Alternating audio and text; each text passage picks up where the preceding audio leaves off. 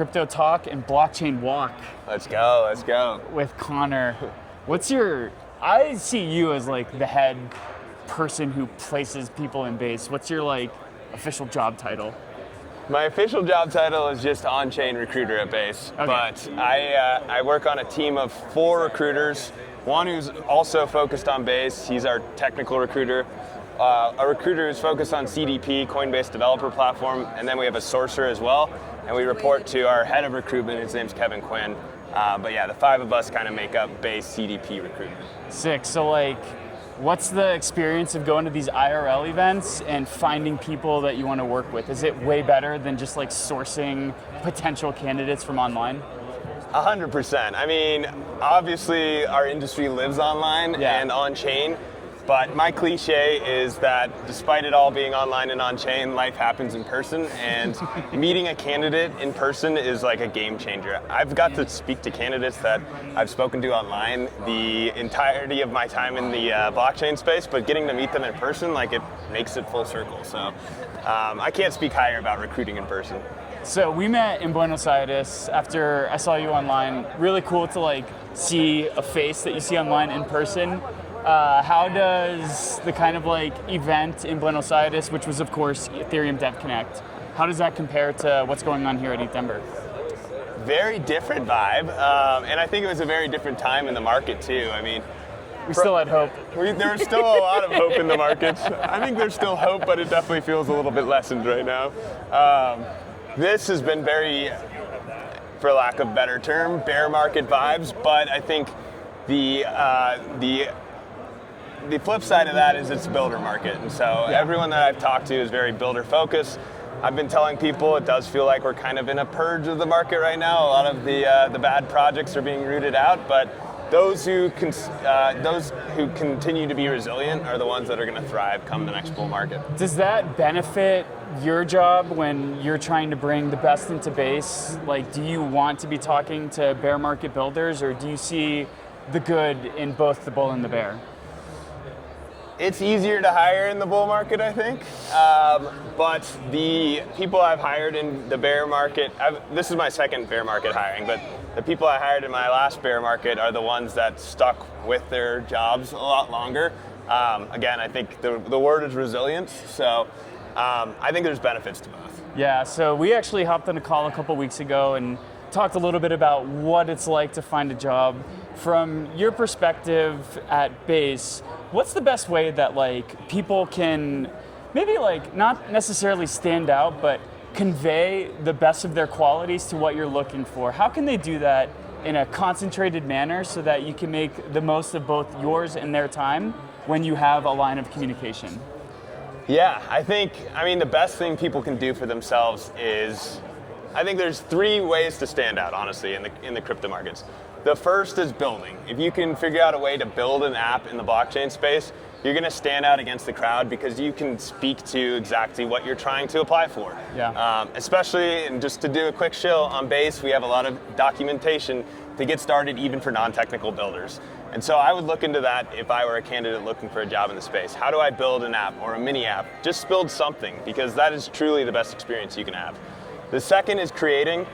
And when I talk about creating, I mean creating content. And it's definitely not the most comfortable, but if you can get out of your comfort zone and create written content about things that you're interested in, or even better, create video content like this to brand yourself, you're going to have this portfolio that you can now share with any potential employer and show them that you're going to go outside of the scope of whatever the role you're applying for is. Like, you have this industry knowledge and you're willing to put it out there. Totally. And people eat that up. And number 3? Number 3 is trading, and it's a little bit harder. It is kind of the way that I got into this space. I was really interested in the DeFi summer projects in 2019, 2020. So I did a lot of research at the time on the chain links of the world and the polygons. And as a history major in my past as well, having all that research really helped when I wanted to go and help found a recruitment agency early on in the space. So I do think that's another avenue. It's definitely a little bit harder to synthesize that experience, but I would say those are the 3 main ways you could stand out. Awesome. And so before we hit record, I mentioned that I wanted to pull on this thread, and I think it can be like difficult when you're talking with a company and you're going down the interview process and maybe you make it to the second or third and it just wasn't a right fit. But that's not to say that the candidate is a poor candidate or the company is a nasty company. So what's like the best piece of advice to kind of keep people going when they thought they were so close to getting that dream job and it just didn't work out? What does that say about them, and what's the way that they can look at their own kind of self-worth and keep on going and keep on fortifying forward? Yeah, it's definitely a challenge, I would say, but like, you got to be resilient when it comes to the job market. Unfortunately, this is one of the toughest times to get into any job, especially for younger candidates in the space. That's where I think it comes back to building, creating, or trading. It's like, build your experience up outside of whatever the scope of the interview process you were in was. That being said, I think there are definitely ways to improve, and those would be connecting with like recruiters. Recruiters in general want to place you because it helps them in their own careers. So if you can find a recruiter that wants to like help build your experience up, that's the best thing you can do. Personally, in my recruitment style, even if I have a candidate that's not necessarily going to be the fit for the right role or for the role that I'm looking for at the moment, working with them to help bolster their resume, giving them tips on like how to interview better, those are the things that I think help in general. And they can take that into their next interview process. Awesome. I think Connor's a man in hot demand these days, but if you can get a line of communication with him, he's very open to communicating with you, and we'll have a call with you and just chat with you. Absolutely. So I've always appreciated that about you. What's the next fitness goal? You were training for a marathon after Buenos Aires. What's next this year? Yes, I think I'm going to start training for a half Ironman. So. You really dislike yourself, don't you?